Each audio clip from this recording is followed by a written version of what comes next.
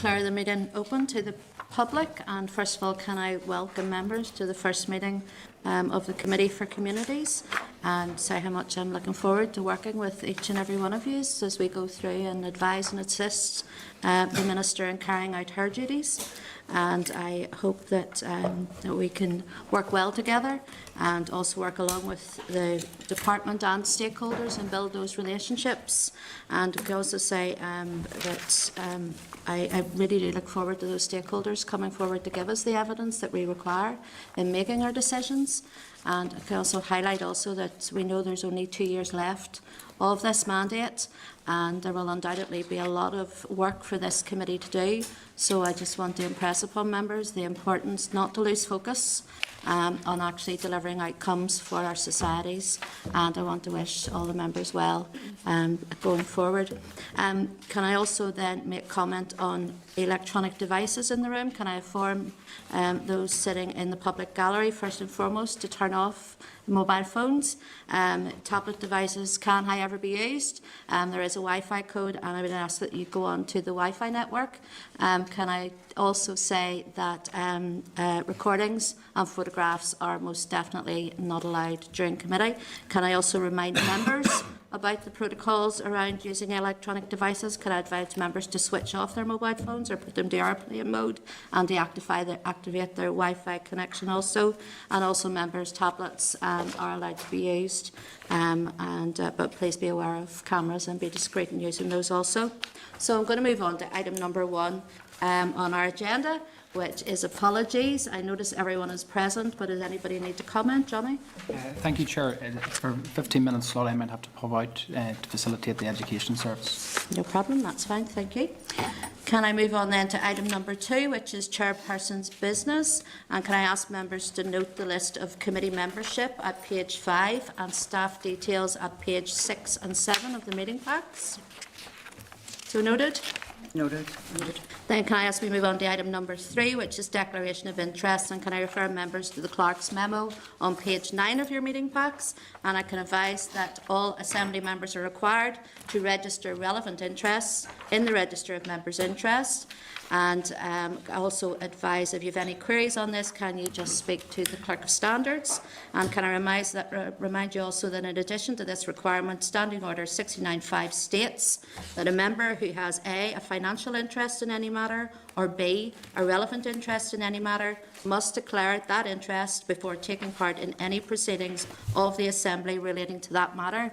Can I advise that proceedings of the Assembly include meetings of committee, and also that this is the first meeting of the committee and members should declare any interests held by them which are relevant to the work of the committee. Can I ask, does any member have any relevant interest to declare? Carol?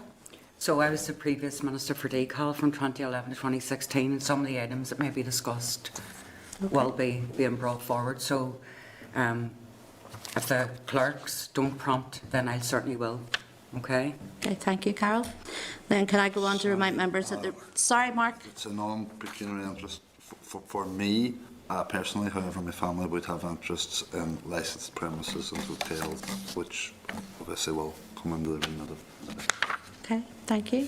Anyone else? Andy? Sure, can I declare an interest as a private landlord, as it may be touched on in the committee? Okay.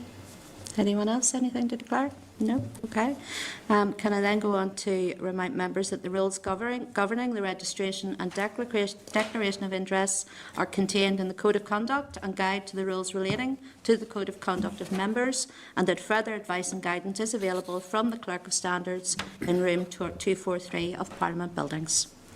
Okay, members, can we move then on to item agenda number 4, which is committee guidance and procedures? And can I ask members to go to page 12 of their meeting packs, where we have a guide to members on the role and functions of committee office, a guide to the role of the committee chairperson, a guide to the power and operation of statutory committees for chairpersons and members, and a guide for handling subordinate legislation. Can I draw members' attention in particular to the issues of privilege and sub judice at pages 46 to 54? and also powers and operation of statutory committees for chairpersons and members, starting at page 26 of the meeting pack. Can I advise members that under Section 50 of the Northern Ireland Act 1998, for the purpose of the law of defamation, absolute privilege applies equally to the making of a statement in proceedings of the Assembly and the publication of a statement under the Assembly's authority. This privilege also extends to meetings of the committee. Members should note, however, that privilege does not extend to press conferences or statements made to the press. Moving on to sub judice, which falls under Standing Order 73 of the Standing Orders for the Northern Ireland Assembly. Sub judice applies from when a criminal charge or charges is brought, or from when notice of an appeal is lodged to the time that the verdict and sentence have been announced, or from when a civil action is listed for trial under judgment is given. In such cases, the matter awaiting adjudication should not be prejudiced by comment in a public session or of a committee meeting. In relation to research papers, committee research papers, can I seek agreement that these will be automatically published on the Assembly website unless the committee decides otherwise? Thank you. And can I advise members to raise any queries in relation to the guidance documents with the clerk? Okay, members? Bear with me.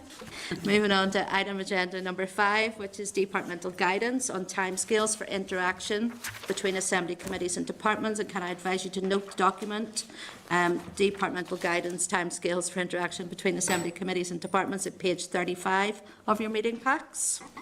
So noted, members? Yeah, noted. Thank you.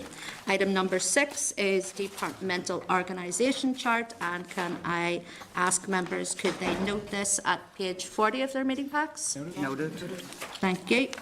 I also want to ask members to note the wide remit of the department and the importance, therefore, of prioritising issues for inclusion in the committee's forward work programme as this is developed.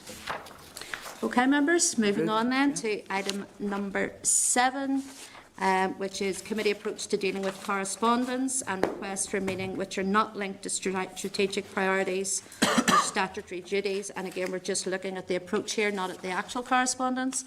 Can I refer members to page 47 of the pack? Can I ask our members content with the suggested approach to correspondence as detailed in the paper? Yes. Okay. Okay, thank you. Then can we move on to agenda item number 8, which is sample protocol on conduct and courtesy in committee meetings. And can I refer you to page 52 of your meeting pack? And also, can I ask members, are you content to adopt this protocol to underpin how the committee conducts its business? Great.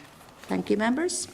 Moving on now to agenda item number 9, arrangements for committee meetings.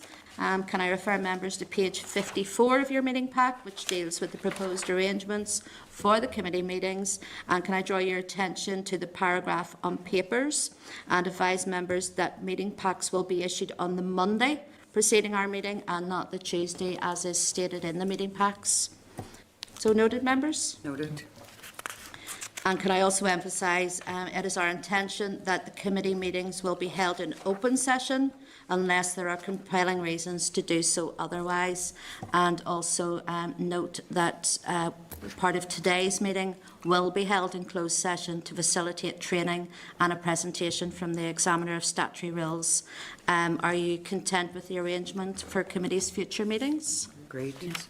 Thank you. We're moving then on to item number 10, which is subordinate legislation. And can I refer you to page 56 in the meeting pack, which sets out an overview of current subordinate legislation falling under the remit of the Department of Communities. And at this point, I'm going to hand over to our committee clerk to address the issue. Thank you, Chair. Just very briefly, just to advise members that we have 129 statutory rules to consider over the course of the next few weeks. Some with negative resolution, others with confirmatory resolution, others which don't apply. The memo says 174 regulations, that's the department's estimate, but some of those we believe are their commencement orders. They apply only made by the Secretary of State, but they're going to write to us to clarify the disparity between what we estimate and what they have estimated. So we'll come back to members on that. That should be done within the next couple of days, Chair. Okay, thank you. Members, any questions on that? Yes, Carol? sure. So on point 5 of page 56, is that the point that you're making, that has the department confirmed yet which are going to be led in front of the Assembly, which need to be and which don't need to be? Actually, that one, Chair, actually applies to, when they give us the list, there were 10 at the end of the list, and they hadn't indicated whether there was negative, Okay. confirmatory, Okay. or whatever. So that is also an issue that they're going to clarify for us. Okay. Thank Okay, you. members, thank Yeah. you. Thank you, Kevin. Members, it's normal practice for the committee to delegate to the examiner of statutory rules responsibility for reporting on the technical aspect of statutory rules.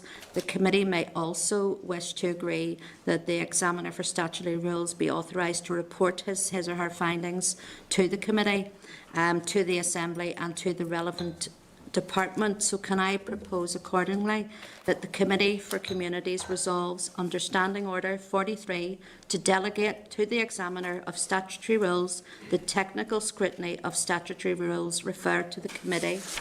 Under the above-mentioned standing order, the committee further resolves that in carrying out this function, the examiner shall be authorised to report his or her technical findings on each statutory rule to the Assembly and to the relevant department, as well as to the committee itself, and to publish his or her report. Great. Are members agreed and support the motion? Thank you. Can I then advise that the committee will begin to consider those regulations subject to negative resolution procedure later in the meeting? Great. Okay, members. Now we're going to move on to item number 11, which is correspondence. And can I refer members to the correspondence memo at page 58 of your meeting packs? And can I then draw members' attention to items 11.5, which can be found at page 58. This is in relation to an invitation to the Gambling with Lives. I believe at this stage it would be inappropriate for me to attend and speak at it as chairperson for the committee, given that the committee has not yet considered the issue on gambling, and just advise there is ongoing departmental consultation on the regulation of gambling, which ends on the 21st of February 2020, and the committee will be presented with legislation in due course. I, of course, can attend as a constituency MLA and attend in that capacity, but would members agree with what has been said? Yes? Great. Yes. Agreed. Okay. Can I also draw members' attention to 11.7, which can be found at page 71. This is an invitation for me to be briefed by co-ownership on their plans for the future.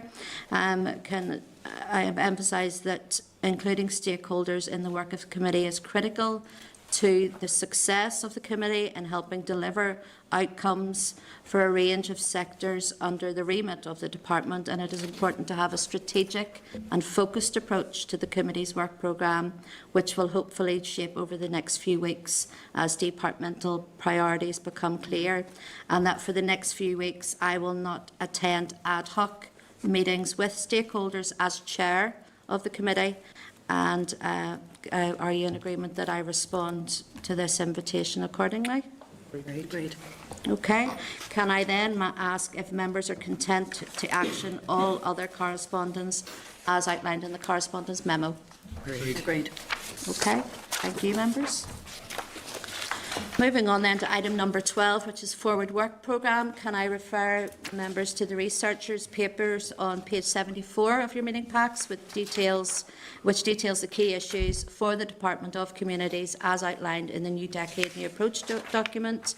Can I also advise that these issues are likely to form a large part of the committee's initial work programme, and again, can I ask the clerk to brief the committee on this? Mr. Chair, again, very briefly. It's always the beginning of a session. We're working with the department to develop the Forward Work Programme. I've spoken to Dallo. I've asked her to set up briefings with the Permanent Secretary and also subsequently then the Deputy Secretaries and then the Minister. The Permanent Secretary is slotted in at the moment for the 6th of February and she will be bringing each of her Deputy Secretaries with her It's then anticipated then over the course of the weeks following that each of the Deputy Secretaries will brief the committee in more detail on the priorities of the respective business areas, and then subsequently we'd hoped at least there's a preliminary date for the Chair, at least myself and Nadal have discussed on the 27th of February for the Minister to come. It seems appropriate to give the Minister a little bit of time to establish what the departmental priorities are, have some discussions with her fellow ministers on the programme for government, and therefore be in a much better position to actually brief the committee on substantive and issues at that point rather than have the Minister in subsequently. That doesn't preclude the committee from discussing what issues it would like to follow up as well, although bearing in mind that there's likely to be emphasis on legislation over the course of the, at least in the short term, Chair. But just to reassure the committee that we are working with the department to establish a forward programme, there should be at least a draft one within the next few weeks. Okay, members. Well, after that, can I ask, are you content that the clerk writes to the department to schedule briefings from the permanent secretary and each of the deputy secretaries? Great. Yes. And then can I ask members, are you content to explore the possibility of the minister attending committee subsequent to those briefings? Great. Thank you, members. At this stage, members, I'm going to seek agreement that we enter into closed session in order to discuss a number of committee protocols and take a brief from the examiner of statutory rules. Are members in agreement? Agreed. Thank you. 29. This is the Northern Ireland Assembly, Committee Room 29.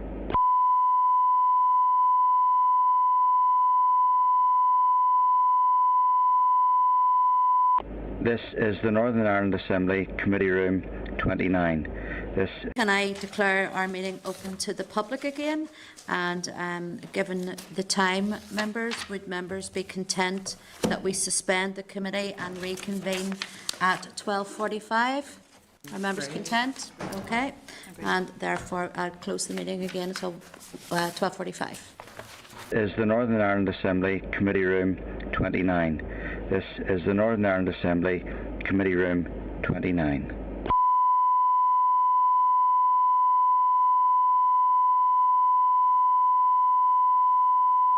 This is the Northern Ireland Assembly Committee.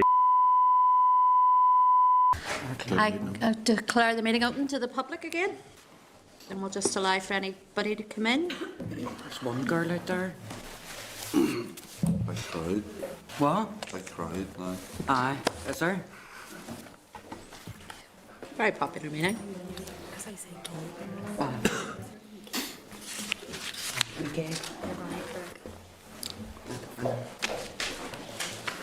I know.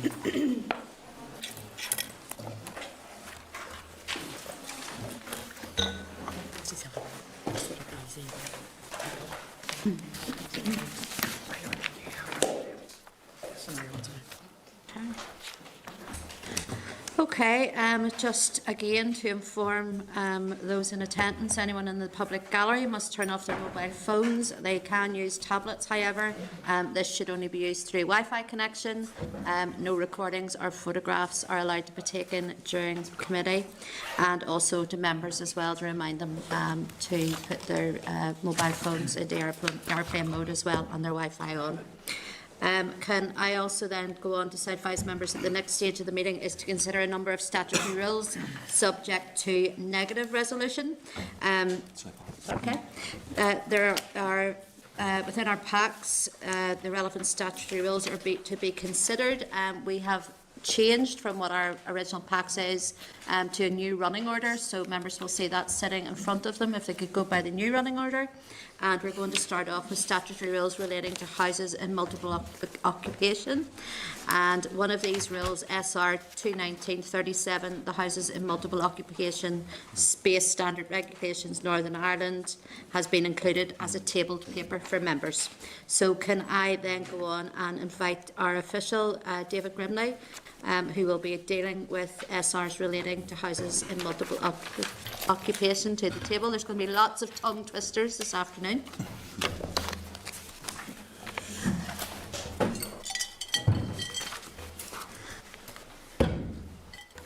Okay, David, you're very welcome if you want to go ahead and give us a general overview.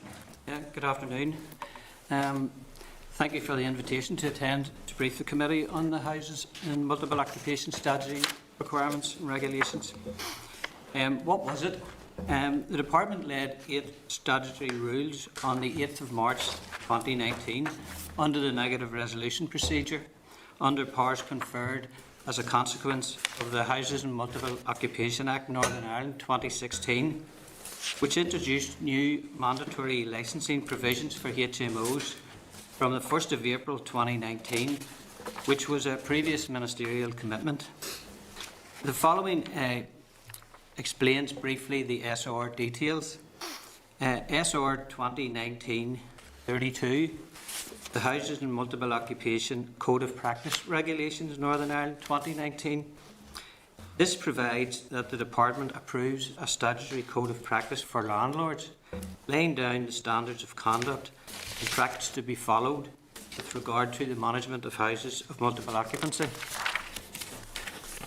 Number 2 then is the 2019-39, the Houses and Multiple Occupation Commencement and Transitional Provisions Order, Northern Ireland 2019. This order brought into operation all sections of the Houses and Multiple Occupation Act, Northern Ireland 2016, insofar as was not already in operation, and made transitional provisions for houses and multiple occupation registered in accordance with the previous HMO registration scheme administered by the Housing Executive, and for HMOs to be treated as being licensed under the HMO Act. SR 2019-34, the Houses and Multiple Occupation Fees Regulation, Northern Ireland 2019. These regulations set the maximum fee per person Council may charge for an application for a HMO licence. They also set the maximum amount of the fee the Council may charge for supplying a certified copy of the entry relating to a HMO and a certified copy of its register. As the licensing scheme is self-sustaining, the fixing of fees takes account of all costs incurred by the Council carrying out its functions under the HMO Act. For the SR 2019-33, the Houses and Multiple Occupation Hazards Regulations, Northern Ireland 2019. This regulation prescribes potential hazards which provide landlords with standards required and expected of them, so there can be no confusion in the application of the standards required for such accommodation. 5 then, SR 2019-31, the Houses and Multiple Occupation Living Accommodation Standard Regulations, Northern Ireland 2019. This provides the clarity around the suitability of the living accommodation for houses and multiple occupation, which sets out the criteria that councils must consider, which are the minimum standards expected.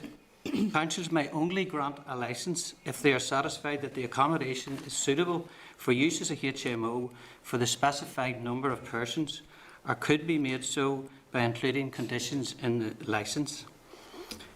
SR 2019-38, the Houses and Multiple Occupation Notice of Application Regulations, Northern Ireland 2019. These regulations make provision about the procedural requirements relating to an application for a HMO licence, in particular the requirements for the giving of notice of the making of applications for a HMO licence. SR 2019-37 is the Houses and Multiple Occupation Space Standard Regulations, Northern Ireland 2019. These regulations specify the manner in which the floor area of a room is to be determined. The reason for the inclusion of a space standard in legislation is to ensure that only spaces that are suitable to sleep and live in are included in any calculation of living space in a HMO. SR 2019-36, the Houses and Multiple Occupation Specified Educational Establishments Regulations, Northern Ireland 2019. This regulation provides where a building is managed or controlled by an educational establishment which is listed in these regulations, and that the educational establishment is a member of a recognised specified accreditation referred to in Regulation 2, then that building is not a HMO for the purposes of the HMO Act. So what did the SRs do?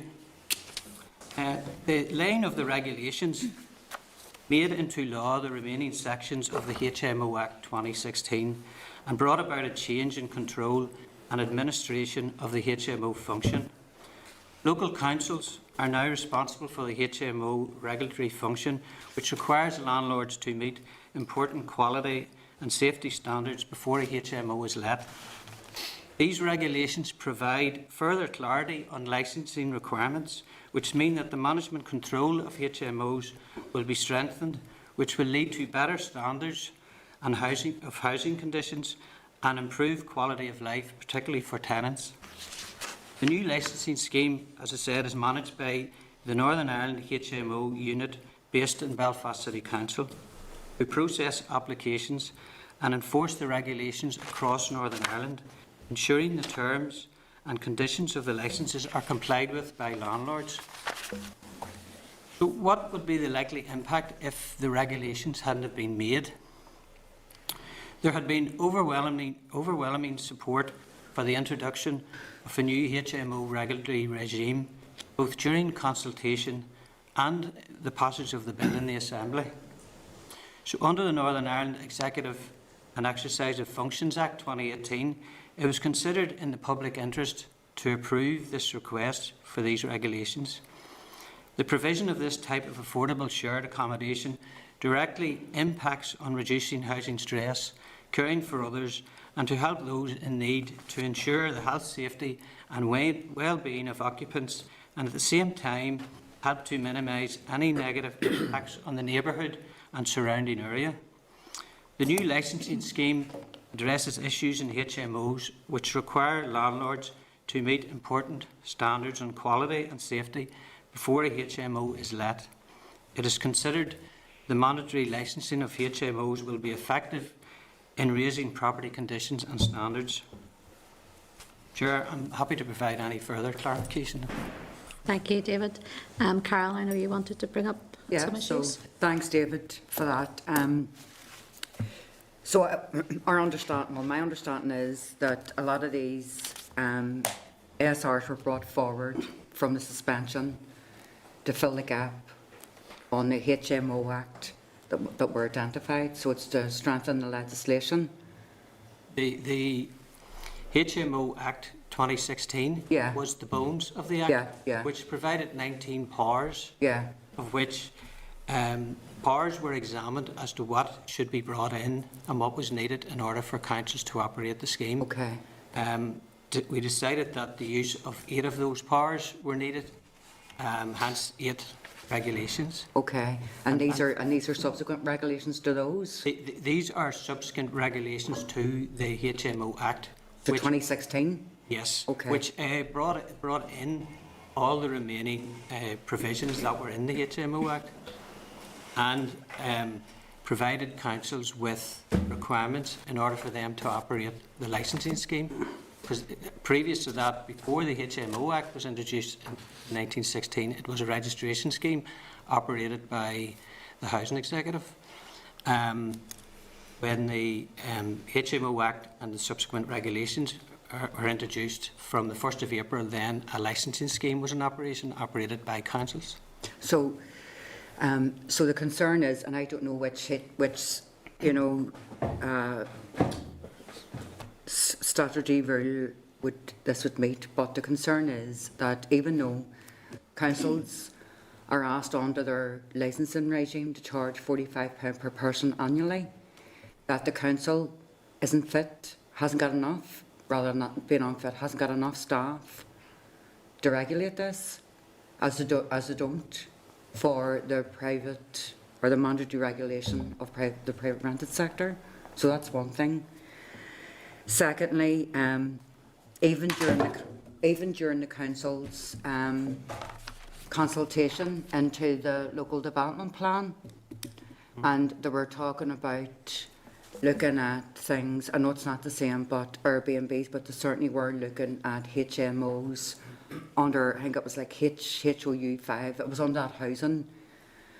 There were concerns around that. So while this looks good, this looks like it's strengthening the conditions on those operating HMOs to ensure their tenants have better living standards. There's still gaps between how the council actually enforce this, when the experience that we have is that the council are overwhelmed. Right.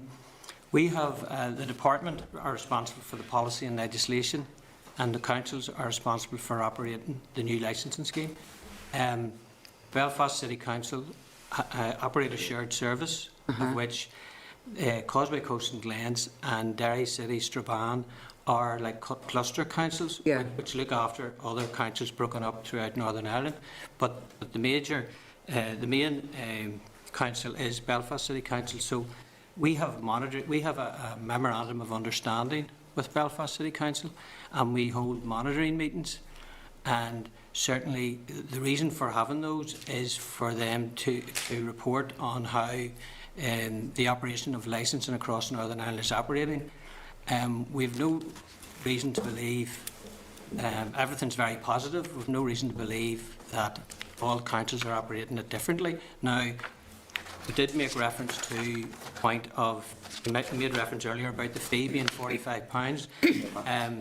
The actual fee that they're charging at the moment is £37, and as far as I am aware, it's £37 per person per annum for HMO right across the board. But I can go back, certainly. I'm due to have a monitoring meeting with councils next month, so I can discuss that with councils to get clarification if there are different charges. But the So 45. I think it said here in our packs that it was. Is that the maximum? That's As the a maximum. maximum? Yes, yes. Yeah, the maximum If of. it's self-financing, maybe Yeah. some councils. Yeah, would look at. the maximum's 45, and the reason why it was put in as 45 initially was that consultants were brought in order to work out what the costing would be for councils to operate the scheme based on the fact that it's self-sustaining. When they looked at resources required and their costings, they were able to say that it would start off at £37, but the possibility after a year it may have to be increased if there's not sufficient money that's coming in from No, investment. that's fine. There's a logic to that, but the question that we're asking is that, and I'm not doubting that your meetings have been positive, but my experience as an elected rep on the ground is the complete opposite. Right. So, like even if you look at, for example, in South Belfast, the Holy Lands, the conditions that some of those students are living in are horrific, absolutely horrific, and they come from all over. So, like, a lot of them are from well outside of Belfast. First time they've left home, they're going into a property which is a HMO, and despite the deposit scheme, despite everything else, some of the conditions, and I have visited them myself, so I can stand over this, some of the conditions they're living in are not good. Now, once you go through the process of getting them to make a complaint and report it, then, you know, it takes on a life of its own, and that facility is there, and that's very clear. But when I read these statutory rules, I couldn't help but wonder, is there a bridge that's needed between, because you're responsible for the policy and the legislation, and the implementation is local government. Yeah, yes. So if local government, and they have told us when it came to the regulation of private landlords, that which is superseded social housing now, because there isn't enough houses being built. So if that department in Belfast City Council, or any council for that matter, is responsible for the implementation of these statutory rules coming from the department, as well as being the overseers of the private rented sector in operational terms, I just think if we could have additional information on that, because it is a very real concern. Just to survey our role for the department to assess the effectiveness of the respective councils and carrying out the checks. Yeah, no, when I was coming here today, I actually had been in contact with councils in order for them to give me an update just on the progress in relation to as it was introduced on the 1st of April, They have given me details in relation to how many licences were issued from the 1st of April until the 21st of January, a couple of days ago. There were 234 licences issued. Inspections undertaken were 1,207 inspections. Now, the new legislation and licensing brought about a new provision in that the councils can operate fixed penalty notices. Yeah. To date, since the 1st of April, they have issued 24 fixed penalty notices, and those fixed penalty notices are for non-compliance with the law for non-licensed HMO owners and non-licensed HMO agents. So in the initial stages, the fact that that has only been launched, it shows the inspections that they're carrying out and the number that they are uncovering that are unlicensed. So that means that those HMOs can't operate as HMOs. But the point is, even those with a licence, there's complaints about the ones who've got licences. So, job well done for discovering those who are operating HMOs without licence. That's grand. But for the ones who have licences and are operating HMOs and the living standards and conditions for the tenants and residents, that's the bit that we need to be. Yeah, and for those, it's really for those tenants, for those to raise that with the councils and have the councils to carry out inspections and progress then to enforcement. And that's what the HMO Act does. When you see the results of that, particularly the fixed penalty notices. And then, of course, if the fixed penalty notice isn't paid, then the councils can take them for prosecution. No, fair enough.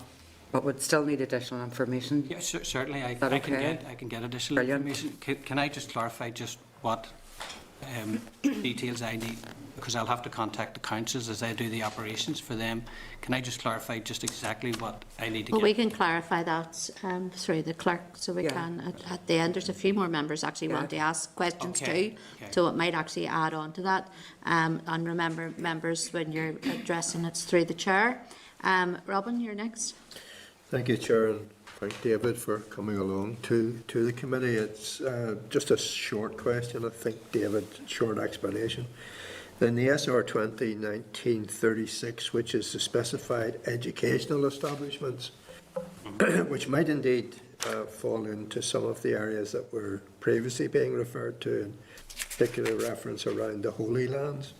Just clarify for me what the specified educational establishments might be in this area. Specified educational establishments are actually Listed. listed. Queen's University, under Regulation 2, Queen's University, Ulster University, Stranmillis University College, St Mary's University College, Belfast Metropolitan College, Northern Regional College. So it is not possible then, Chair, for a owner of a house of multiple occupancy to actually declare his property as only being available to students and therefore a specified educational establishment? No. Okay. That regulation refers to the Act, and in the Act, the HMO Act 2016, under Schedule 1.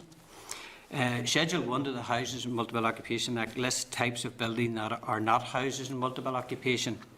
So for the purposes of the HMO Act, they're defined in Section 1.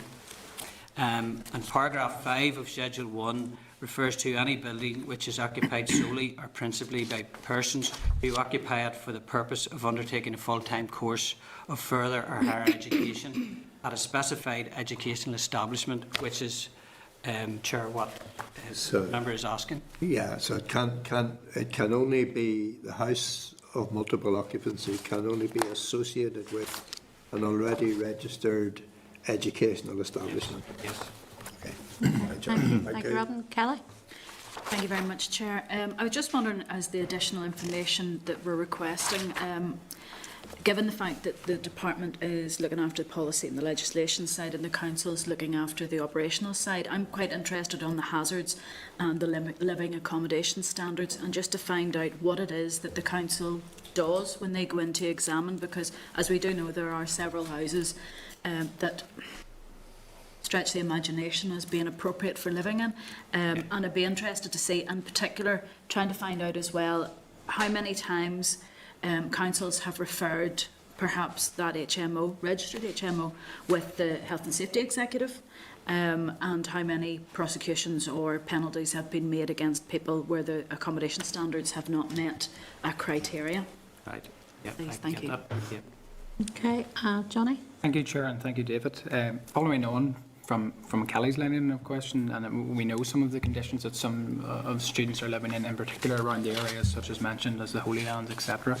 I suppose what I'm interested in how effective the fixed penalty notice system is, because I think your figures showed 1,600 inspections or in around that compared to only 24 fixed penalty notices.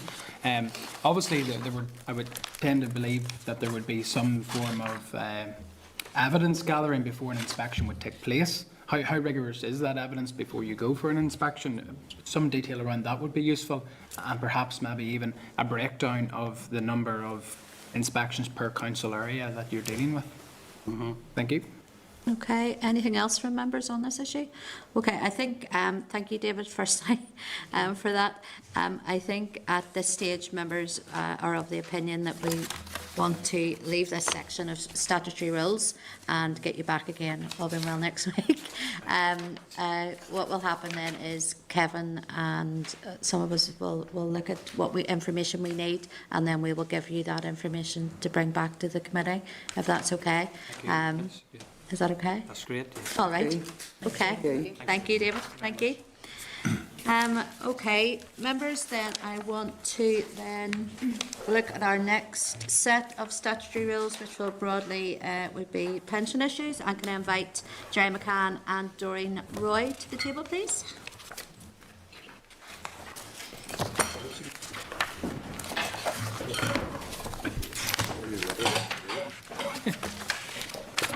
Hi there, everybody. Good afternoon. And so thanks very much for asking to come along here.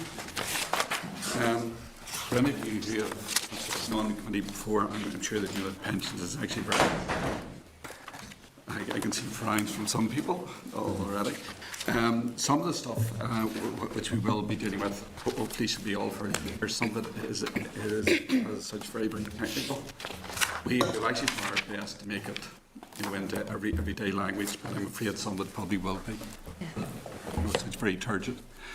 So Doreen is actually going to work her way through, and then as we deal with each set, but if you have any questions, I'll see what I can do to help you out. Okay, thank you. Okay, just to give you some general information before we go through statutory rule. You're probably aware, but by way of background, there is in effect a single system of pensions across GB and NI, with many schemes operating on a UK-wide basis.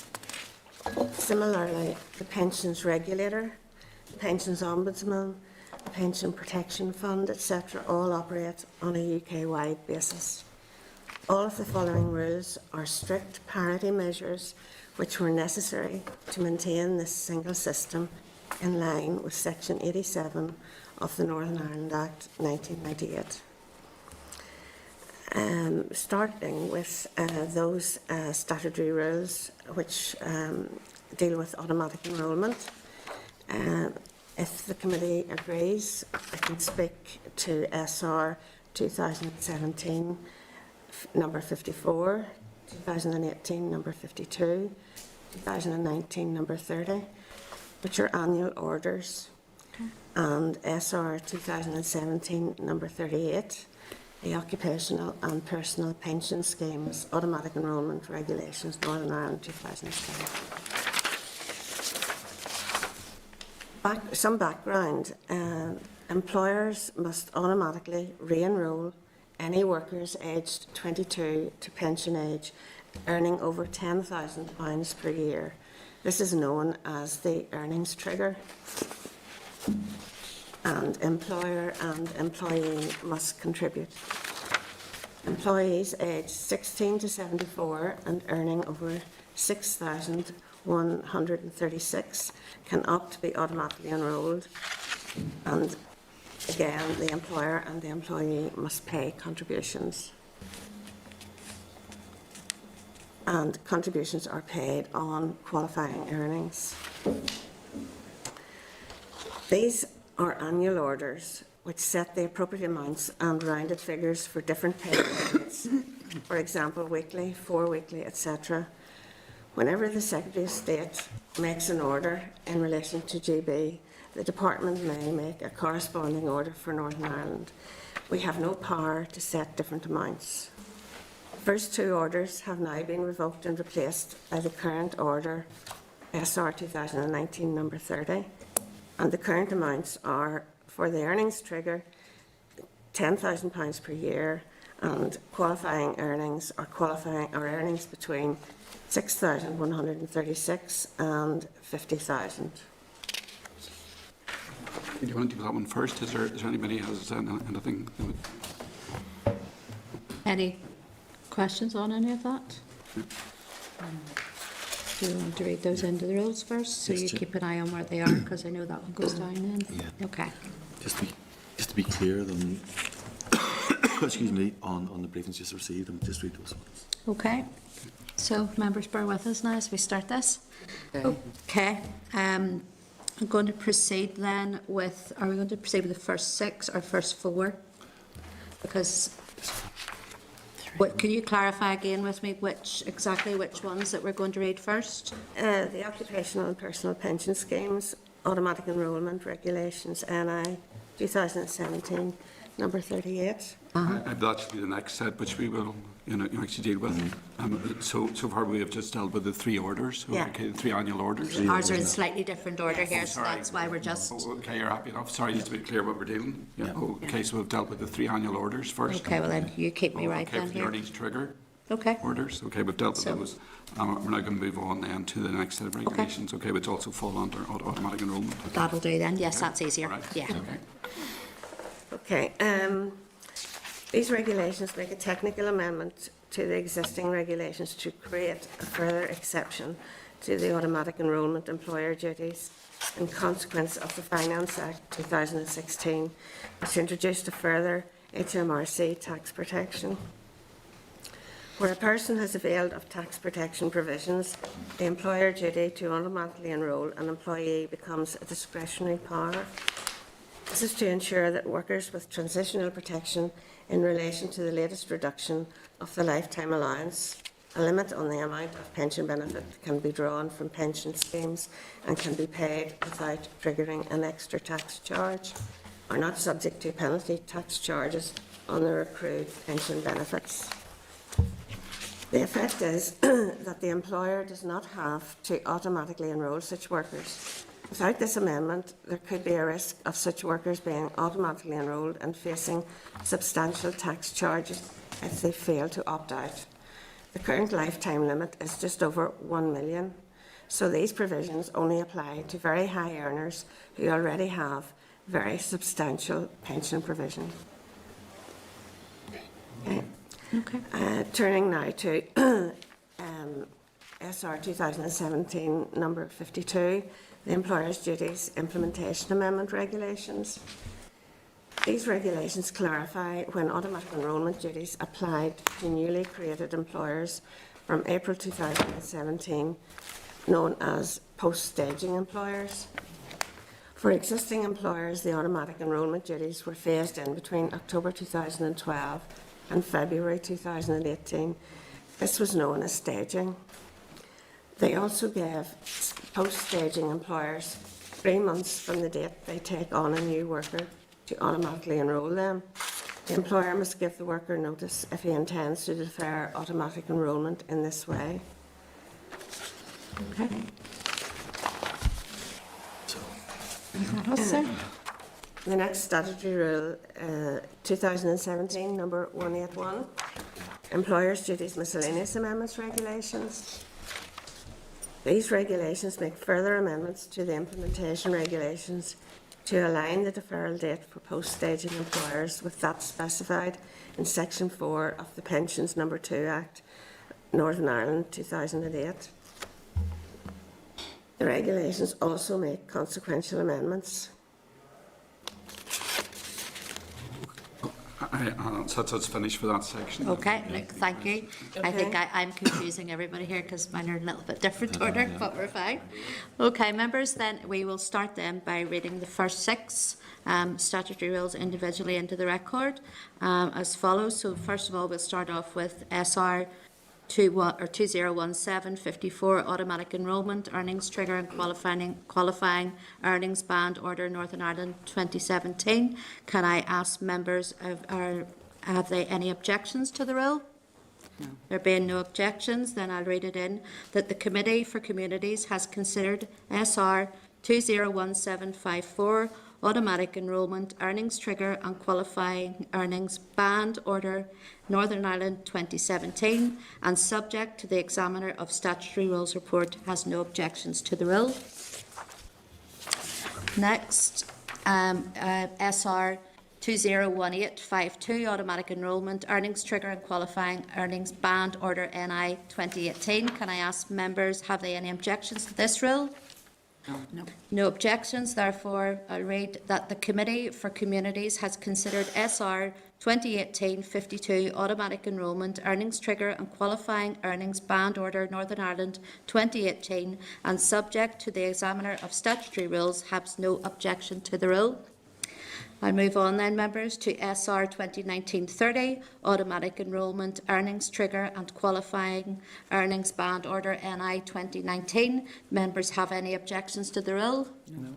No objections. I'll read that the Committee for Communities has considered SR 2019-30, automatic enrolment, earnings trigger and qualifying earnings band order, Northern Ireland 2019, and subject to the Examiner of Statutory Rules report, has no objections to the rule. Move on then to SR 2017-52, the Employer's Duties Implementation Amendment Regulations, Northern Ireland 2017. Can I ask if members any objection to the rule? No. No objections. I'll read as follows, that the Committee for Communities has considered SR 2017-52, the Employer's Duties Implementation Amendment Regulations, Northern Ireland 2017, and subject to the Examiner of Statutory Rules report, has no objection to the rule. Okay. Then on to SR 2017-181, the Employer's Duties Miscellaneous Amendments Regulation, NI 2017. Can I ask if any members have objections to this rule? No objections, therefore, that the Committee for Communities has considered SR 2017-181, the Employer's Duties Miscellaneous Amendments Regulations, Northern Ireland 2017, and subject to the Examiner of Statutory Rules report, has no objection to the rule. Move on then, members, to SR 2017-38, the Occupational and Personal Pension Scheme Auto-Enrolment Amendment Regulation 2017. Have members any objection to this rule? No. No objection. I'll read that the Committee for Communities has considered SR 2017-38, the Occupational and Personal Pension Scheme Auto-Enrolment Amendment Regulation 2017, and subject to the Examiner of Statutory Rules report, has no objection to the rule. Okay, members, we're going to move on then to our next 3 statutory rules with contracting out. Right. Under the old state pension scheme, sponsoring employers of salary-related occupational pension schemes could contract their employees out of the additional state pension. This option ended on the start of the new state pension on the 6th of April 2016, as additional pension could no longer accrue. Contracting out, transfer and transfer payment amendment regulations 2017. Prior to the 6th of April 2016, it was possible for a contracted out scheme to transfer its pensioner members to another contracted out scheme with their consent. Following abolition, such transfers were not possible, with the result that where schemes got into financial difficulties, pensioner members ended up in the Pension Protection Fund, even though they could have been better off if they were transferred to a new scheme. Such transfers carry a number of safeguards to ensure that members will only be transferred to a new scheme if it is better for them than transferring into the Pension Protection Fund. Deferred members can already be transferred to a new scheme. Okay? Yeah.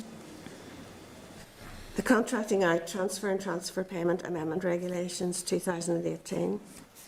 Prior to the 6th of April 2016, it was possible for a contracted out scheme to transfer its members in certain specified circumstances to another contracted out scheme without their consent. Following abolition, such transfers were not possible. These regulations restore the pre-abolition position where transfers could be made between connected employers without members' consent, subject to certain safeguards. The regulations allow transfers by connected employers to a new salary-related scheme without the members' consent, subject to safeguards, for example, that the benefits provided by the new scheme would have met the statutory standard had it been a contracted out scheme. Such transfer could occur for a variety of reasons, for example, to consolidate a number of small schemes to benefit from economies of scale and to reduce management and administration costs. Okay. Thank you. Next is the occupational pension schemes and social security schemes that were contracted out and graduate retirement benefit miscellaneous amendment regulations 2017. These make miscellaneous amendments relating to contracting out, for example, to make clear that certain regulations that applied to transfer and transfer payments for contracted schemes apply to schemes that ceased to contract out on the 6th of April 2016. They also make provision in consequence of the introduction of bereavement support payment by providing that schemes are liable to pay an inherited guaranteed minimum pension to a surviving spouse or civil partner in receipt of a bereavement support payment. It also makes provision relating to the revaluation of guaranteed minimum pensions. The regulations also provide for the calculation of a lump sum payment for individuals who gained entitlement to graduated retirement benefit under the old state pension between 1961 and 1975. Okay. Thank you. Next are the guaranteed minimum Oh, pension. sorry, but that's Oh, the end we're of going to that. do those three. Yeah. We're going to do That's those three right, first. right. Okay. Members, any questions on any of those? No. Okay. Then we can go ahead then and read those three SRs individually into the record. So we start with SR 2017-111, Contracting Out Transfer and Transfer Payment Amendment Regulations NI 2017. Any members, any objection to this rule? No. No objections. I'll read that the Committee for Communities has considered SR 2017-111, Contracting Out Transfer and Transfer Payment Amendment Regulations Northern Ireland 2017, and subject to the Examiner of Statutory Rules report, has no objection to the rule. Move on then to SR 2018-51, Contracting Out Transfer and Transfer Payment Amendment Regulations NI 2018. Can I ask members any objection to this rule? No. No objections to the rule. I'll read that the Committee for Communities has considered SR 2018-51, Contracting Out Transfer and Transfer Payment Amendment Regulations Northern Ireland 2018, and subject to the Examiner of Statutory Rules report, has no objection to the rule. Move on then to SR 2017-57, the Occupational Pension Schemes and Social Security Schemes that were contracted out and Graduated Retirement Benefit Miscellaneous Amendment Regulation NI 2017. Have any members any objection to this rule? No. No objection. I read then that the Committee for Communities has considered SR 2017-57, the Occupational Pension Schemes and Social Security Schemes that were contracted out and Graduated Retirement Benefit Miscellaneous Amendments Regulations Northern Ireland 2017, and subject to the Examiner of Statutory Rules report, has no objection to the rule. Okay, now we're going to move on to the next three, which is guaranteed minimum pensions. Am I correct? Right. Okay, thank you. Okay. These were 3 orders made in 2017, 2018, and the current one, 2019. Before April 1997, a defined benefit occupational pension scheme contracted out of the state earnings-related scheme had to provide a guaranteed minimum pension. The amount of GMP on retirement equates to the pension to which the member would have been entitled had he remained in the state earnings-related scheme. This is the minimum that the scheme must provide, and most scheme members can expect pensions in excess of the GMP. Once in payment, GMPs are reviewed annually to ensure that their value is not eroded by inflation. The Secretary of State for Work and Pensions is under a statutory duty each tax year to review the general level of prices in the period of 12 months since the last review, and to make an order specifying the percentage by which GMP is to be increased. The Secretary of State for Work and Pensions made an order to increase the amount of GMP by 2.4% for the 2019-2020 year. Whenever the Secretary of State for Work and Pensions makes such an order, the Department is empowered to make a corresponding order. The Department has no power to set different percentages for Northern Ireland. These are annual orders, and the first 2 orders have been superseded by the 2019 order. Thank you.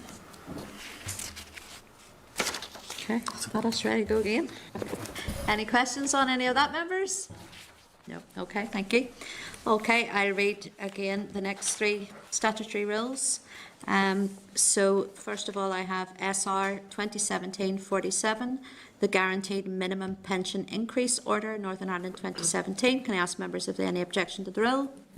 No objection. I'll then read that the Committee for Communities has considered SR 2017-47, the Guaranteed Minimum Pension Increase Order, NI 2017, and subject to the Examiner's Statutory Rules report, has no objection to the rule. Move on then to SR 2018-42, the Guaranteed Minimum Pensions Increase Order, NI 2018. Can I ask if any members have an objection to this rule? No objections. I'll read then that the Committee for Communities has considered SR 2018-42, the Guaranteed Minimum Pensions Increase Order, Northern Ireland 2018, and subject to the Examiner of Statutory Rules report, has no objection to the rule. And finally, SR 2019-25, the Guaranteed Minimum Pension Increase Order, Northern Ireland 2019. Do many members have objections to this rule? No. No objections. Then I'll read that the Committee for Communities has considered SR 2019-25, the Guaranteed Minimum Pensions Increase Order, Northern Ireland 2019, and subject to the Examiner of Statutory Rules report, has no objection to the rules. Okay, moving on then to our next 3 EU obligations. Is that you again, Doreen? Yeah. That's it. She's got the good job. Yeah. The first is the Occupational Pension Schemes Cross-Border Activities Amendment Regulations, Northern Ireland 2018. Since 2003, there has been an EU cross-border authorisation scheme which regulates the position where an employer or employee pays contributions into a scheme in another member state. Any scheme here wishing to accept contributions from an employer in another member state must be authorised by the pensions regulator. These regulations amend both primary and subordinate pensions legislation to comply with the EU Directive 2016/2341 on the activities and supervision of institutions for occupational retirement provision. They will transpose into Northern Ireland law requirements of the directive that relate to new and amended aspects of the EU cross-border pension schemes regime. For example, the revised procedure for authorisation and approval of cross-border activities and new requirements for cross-border transfers. The regulations add to the list of registrable information in the Register of Occupational and Personal Pension Schemes Regulations, Northern Ireland 2005, so that where there is a cross-border activity, the name of the host EEA state will also be registered. They will also impose a duty on the pensions regulator to communicate information from the register to the European Insurance and Occupational Pensions Authority. Okay, thank you. Oh, sorry, Yes, can I go just ahead. ask, so that really means then, even with Britain exiting in the EU, that everybody's rights are still protected under? Yes, as you know, how it should work is that all of these rules shall carry on until the end of this year. Okay. And so the future rules as such may depend on what and so further deal actually happens to emerge when we stay inside this system or not. However, I think we are confident that the actual systems which we have in place here anyway, they would work to make sure people's rights are actually safeguarded. Okay. Right, so we don't have any concerns, should we as such fall out of that regime. Thank you. Okay, any other questions on that? Do we know how many people roughly that would affect? Any idea? I don't know the exact figures, but I think the numbers are actually small. Even here inside the island of Ireland, where you might have thought there might be more than for maybe some other states, but it's actually very small. But I don't have the actual figures. The figures I saw were actually for the whole of the UK, and there were, I think, sort of 2 schemes maybe which actually operated, as such between the UK and Ireland. But I'm saying that from the top of my head here. I would actually have to check to give you the absolute figure. But as far as I remember, it's actually a very small number of schemes. Okay, all right. Are you ready then to read these into the record? Sorry. Okay. Can I then start with SR 2018-182, Occupational Pension Schemes Cross-Border Activities Amendment Regulations, NI 2018. Can I ask members any objection to this rule? No. No objections. I'll then read that the Committee for Communities has considered SR 2018-182, Occupational Pension Schemes Cross-Border Activities Amendment Regulations Northern Ireland 2018, and subject to the Examiner of Statutory Rules report, has no objection to the rule. Then on to SR 2018-214, the Occupational Pension Scheme Governance Amendment Regulations NI 2018. Any objections to this rule? No objections.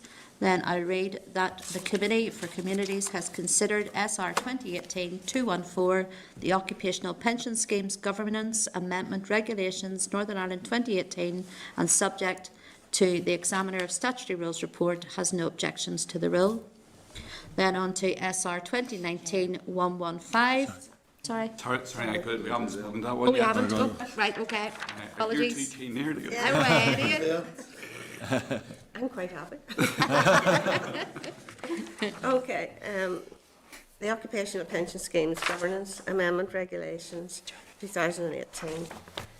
These regulations implement requirements in the directive relating to governance activities. They amend primary legislation to impose a duty on the trustees or managers of occupational pension schemes to establish and operate an effective system of governance, including internal controls. The system must be proportionate to the complexity, scale and organisation of the scheme and the nature of the risks to which it is exposed.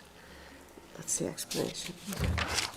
Okay, and then do we want to do then? There's another set. One more set. Yeah, do the other set and then we'll do them together then. Okay. Okay, is that okay? The Occupational and Personal Pension Schemes Investment and Disclosure Amendment Regulations 2019.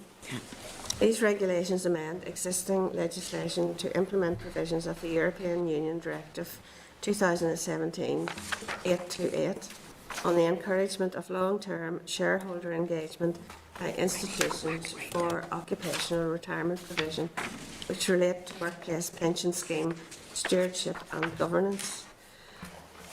Currently, trustees of pension schemes are required to set out their investment strategy in a statement of investment principles. A statement of investment principles is a written statement governing decisions about investments for the purposes of an occupational pension. Trustees of most occupational schemes must prepare, maintain and periodically revise the statement of investment principles. The regulations place a requirement on both defined contribution and defined benefit pension schemes to explain their policies in relation to how they monitor the investee company on capital structure, how targeted portfolio turnover or turnover range is to be defined and monitored, how they manage actual and potential conflicts of interest in relation to their engagement, details of their arrangements and their asset managers, the duration of the arrangement, how the scheme incentivises the asset manager to align investment strategies and decisions, and how they monitor portfolio turnover, costs incurred by the asset manager.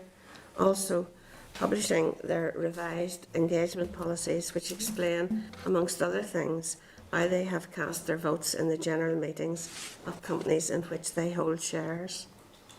In addition, the regulations place a new requirement on defined benefit pension schemes to publish their statement of investment principles and engagement policy statement online. That us then? Yeah. Okay. Members, I need to ask you to go back one then with me and read it again. I enjoy reading these so much, I like to read them twice. So if we can go back then to SR 2018-214, the Occupational Pension Schemes Governance Amendment Regulations, NI 2018. And can I ask members, is there any objection to this rule? No. Okay. There being no objections, I'll read that the Committee for Communities has considered SR 2018-214, the Occupational Pension Schemes Governance Amendment Regulations, Northern Ireland 2018, and subject to the Examiner of Statutory Rules report, has no objections to the rule. I then go on to SR 2019-115, the Occupational Pension Schemes Investment and Disclosure Amendment Regulations, NI 2019. Can I ask any objections to this rule? No. There being no objections, I'll then read that the Committee for Communities has considered SR 2019-115, the Occupational Pension Schemes Investment and Disclosure Amendment Regulations, Northern Ireland 2019, and subject to the Examiner of Statutory Rules report, has no objections to the rule. Okay, we're now going to move on then to our next three occupational pensions revaluation, and I think I've just run through then all three, and then I'll come back and we'll do three together. Well, if the committee agrees, we'll speak to the three orders together because it's annual orders for each of the years. Thank you. And that's SR 2017-232, 2018-54 and 2019-215. Pension law provides for the preserved pension rights of those who leave their salary-related occupational pension schemes early to be revalued. The Secretary of State for Work and Pensions is under a statutory duty to make an annual occupational pensions revaluation order to revalue the member's rights over the period since the member left the scheme. Whenever the Secretary of State for Work and Pensions makes such an order, the Department is empowered to make a corresponding order. The Department has no power to set different rates for Northern Ireland. These are annual orders, and the most recent order applies to early leavers who attain the scheme's pensionable age in 2020. The order ensures that the pension rights of early leavers are protected against inflation. Okay. The three of them. Okay. Right, can you just, for the benefit for me, tell me exactly which statutory rules that covered, just for my benefit, because we're slightly different order here. 2017, number 232. Okay, got that, yep. 2018, number 54.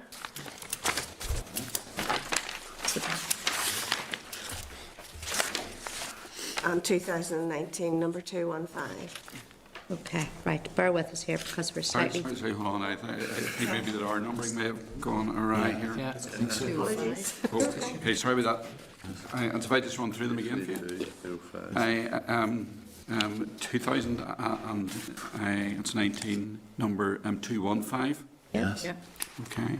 2018, number 205. Yes. I'm sorry about this. And 2017, number 232. Yeah, right. Okay, does it make sense now? Yeah, that makes sense. We're ready to go. Apologies. You're okay. I just don't like reading them that much, so that I have to do it several times. Okay then, members, just bear with us, and then we'll read this set of three then into the record. So the first one then I have on my list is SR 2017 232, the Occupational Pensions Re-evaluation Order NI 2017. Can I ask members if there are any objections to this rule? No.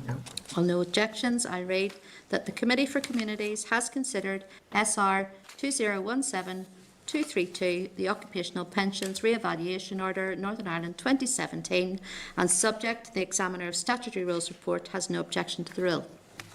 Moving on then to SR 2018-205, the Occupational Pensions Re-evaluation Order NI 2018, and ask members any objections to this rule?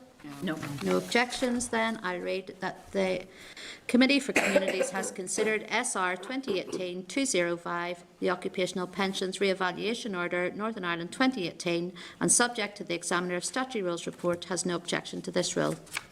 Then finally in this section, SR 2019-215, the Occupational Pensions Re-evaluation Order NI 2019. Any objections to this rule? No. No objections to the rule, then I read that the Committee for Communities has considered SR 2019-215, the Occupational Pensions Re-evaluation Order Northern Ireland 2019, and subject to the Examiner of Statutory Rules report, has no objections to the rule. Okay, then we'll move on then to our final four on the standalone. Yeah. And the first one is the Employment Equality Age Amendment Regulations, 2019, number 93. Currently, some pension schemes pay a higher rate of occupational pension before state pension becomes payable, sometimes referred to as a bridging pension. Under equality law, this does not breach age discrimination rules if the pension reduction occurs between ages 60 and 65, the former state pension ages for women and men, respectively. As state pension age has now been equalised and has started to increase to age 66, these regulations amend the equality rules to reflect the fact that state pension age has increased beyond 65. Without this amendment, scheme members could suffer financial loss, as the scheme could reduce the amount of pension at age 65 without a compensating state pension being payable. These regulations allow the law to continue to operate as intended. Okay, thank you. The next set, the occupational pension scheme. Sorry, that's the end of that one, so you probably want to read that. Do you want to, yeah, might Do you want to read we're this not one then? now. Okay, I'll do that. Then I will continue then with SR 2019-92, the Employment Equality Age Amendment Regulations, Northern Ireland 2019, and ask members if there any objection to this rule. No. There being no objection, I'll read that the Committee for Communities has considered SR 2019-92, the Employment Equality Age Amendment Regulations, Northern Ireland 2019, and subject to the Examiner of Statutory Rules report, has no objection to the rule. Thank you. Okay. The next standalone set are the Occupational Pension Schemes Administration and Disclosure Amendment Regulations 2018, number 53. These regulations make technical amendments to require trustees or managers of certain occupational pension schemes to disclose cost and charges information to scheme members and to disclose the pooled funds in which assets are invested by the scheme on behalf of members. In summary, the regulations require the trustees or managers of a relevant pension scheme to provide information about the level of costs and transaction charges applicable to each default arrangement and each fund which members are able to select and in which assets relating to members are invested during the scheme year. To provide an illustrative example of the compounding effect of such charges and transaction costs. To publish the information free of charge, which must be included in the annual statement relating to the default arrangement and charges and transaction costs on a publicly available website. This includes information about the extent to which the trustees or managers consider the charges and transaction costs represent good value for money. To provide the international securities identification numbers to members and recognised trade unions in relation to certain securities in which funds are invested by the scheme on behalf of the member to provide money purchase benefits, to give the member information about where the additional information required to be disclosed as a result of these regulations can be obtained. Okay. That's the end of that one. Okay, well then, members, that was SR 201853, Occupational Pension Schemes Administration and Disclosure Amendments Regulations, NI 2018. Any objection to that rule? No. Okay, there being no objection to the rule, I'll read that the Committee for Communities has considered SR 201853, Occupational Pension Schemes Administration and Disclosure Amendment Regulations, Northern Ireland 2018, and subject to the Examiner of Statutory Rules report, has no objection to the rule. Thank you. Okay. The next set are the Occupational Pension Schemes, Employer Debt and Miscellaneous Amendments Regulations 2018. When an employer's relationship with a defined benefit occupational pension scheme ends in an employer cessation event, the employer may be liable for what is known as an employer debt. An employer cessation event occurs when an employer in a multi-employer scheme ceases to have any employees who are active members of a scheme at a time when at least one other participating employer has active members of the scheme. The amount of the debt is calculated by reference to the cost of buying out members' benefits with an insurance company. If the scheme does not have sufficient funds to cover this cost, an employer debt is due. Existing law already provided for a number of arrangements where an employer need not pay an employer debt. For example, if the employer's pensions liabilities can be appointed to another participating employer, normally where the employers are associated with one another. However, it was recognised that employer debts could be challenging for a business, and these regulations ensure that all types of employers and multi-employer schemes are given feasible opportunities to manage their employer debt liabilities. The aim is to minimise the costs and economic distress to the business, whilst keeping the interests of pension scheme members protected.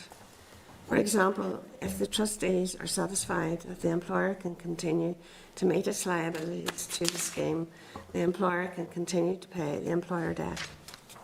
The deferred employer will continue to be treated as an active employer with all their pension responsibilities to the scheme. Employers who temporarily cease to have an employee who is an active member have a period of grace of up to 36 months before the employer debt is triggered to allow for other employers to become active members. The regulations also make some technical and consequential amendments. Thank you. Kelly, you want to come in? If I might, Chair, I just wanted to double check on this one. Does this relate only to those companies that are located in Northern Ireland and the UK? What happens if it's an employer that ceases, but the employee lives here in Northern Ireland, but the employer is outside of the UK? Well, by the law which we have here only would apply inside of NI, and there is a set of regulations which also applies inside of MGB. Okay. Okay. But that brings us back to the earlier set where we dealt with cross-border, and for you to be able to go into the other scheme, but you have to, as I said, there are other hurdles which you have to pass to ensure members' rights are being safeguarded. Okay, thank you. Okay, members. Then we need to read this statutory rule into the record. So this is SR 2018-49, the Occupational Pension Schemes, Employer Debt and Miscellaneous Amendment Regulations, NI 2018. Any objections to the rule? No. No objections. Then we'll read that the Committee for Communities has considered SR 2018-49, the Occupational Pension Schemes, Employer Debt and Miscellaneous Amendments Regulation Northern Ireland 2018, and subject to the Examiner of Statutory Rules report, has no objection to the rule. Okay, and finally, is that us? One more? Yes, one more. But this is the best one. Best for last. The next one is the Occupational Pension Schemes, Preservation of Benefits and Charges and Governance Amendment Regulations 2018. Automatic enrolment, which we discussed briefly earlier, is reshaping the defined contribution, also known as money purchase, pensions market. The market is evolving from one with many small schemes to one with fewer but larger schemes. It is accepted that small pension schemes can represent poor value for money for their members. For example, the absence of economy of scale can lead to significantly more being spent on charges and smaller schemes being less able to negotiate with service providers to deliver good member outcomes, etc. The regulations make technical amendments to simplify the conditions which must be satisfied for trustees or managers to transfer members from one scheme to another without having to seek explicit consent from each member. They also maintain the protection offered by the cap on member-borne commission charges in pension schemes used for automatic enrolment when members are moved between or within schemes without their active consent. Trustees of all pension schemes have a fiduciary duty to act in the best interests of their members, and this duty will continue to be the underpinning principle in considering a transfer of members without their consent. In relation to bulk transfers, trustees will need to consider two elements of what is the members' interests. Firstly, that the scheme is a well-run scheme in which members' rights and benefits can be judged to be secure. Secondly, that the member outcomes will be of similar or better than those in the seating scheme. The regulations provide that where a member has accrued rights to money purchase benefits without guarantees, those rights can be transferred to another scheme without the explicit consent of each individual member. Unless the transfer is to prescribed schemes, the trustees must take advice from a suitable, qualified, independent professional before making the transfer. Hey, thank you. Okay, members. Any questions on that? Nope. Okay, then we'll proceed then with SR 2018-54, the Occupational Pension Schemes, Preservation of Benefit and Charges of Governance Amendment Regulations NI 2018. Any objections to this rule? No.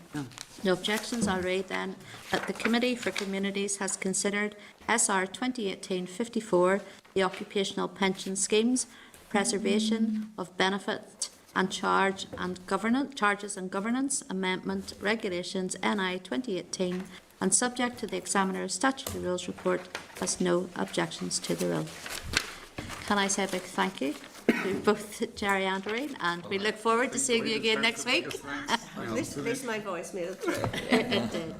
Big thank you, and I know we're going to see you several times now. So, yeah.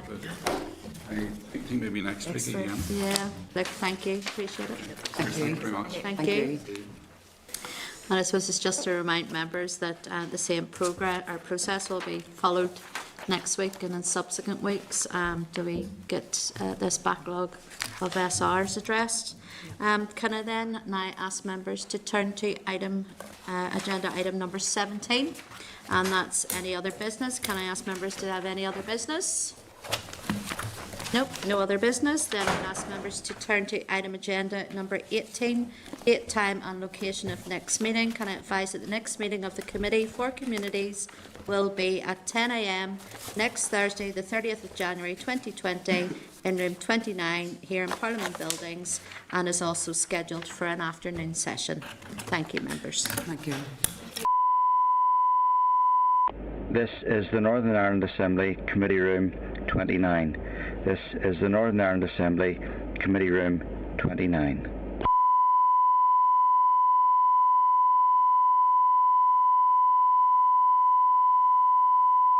This is the Northern Ireland Assembly Committee Room